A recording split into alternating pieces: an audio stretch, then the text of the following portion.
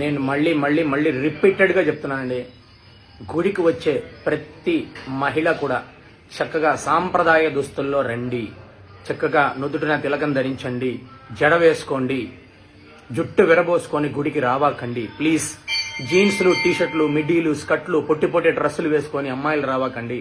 అబ్బాయిలు షార్ట్లు వేసుకొని నైట్ డ్రెస్సులు వేసుకొని గుడికి రావాకండి. ప్లీజ్ చక్కగా బొట్టు పెట్టుకొని రండి. పిచ్చి పిచ్చిగా వేషధారణలో గుడికి రావాకండి. మీరు అలా రావాల్సిన అవసరమే లేదు.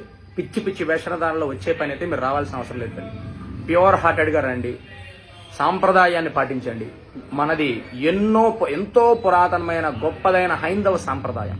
ఈ హైందవ సాంప్రదాయంలో పుట్టిన ప్రతి ఒక్కరూ కూడా మన సాంప్రదాయాన్ని పాటించాలి. అట్లీస్ట్ గుడికి వచ్చేటప్పుడైనా తల్లి, మహిళలు మరి వరస్ట్గా వస్తున్నారు. మీ పేరెంట్స్ మీరు మమ్మల్ని ఎలా ఎంకరేజ్ చేస్తున్నారండి? పెద్దవాళ్ళు చెప్పరా అండి? ఇంకేంటంటే మీ పెద్దరికి మీ పిల్లలకి మీరు చెప్పకపోతే బయట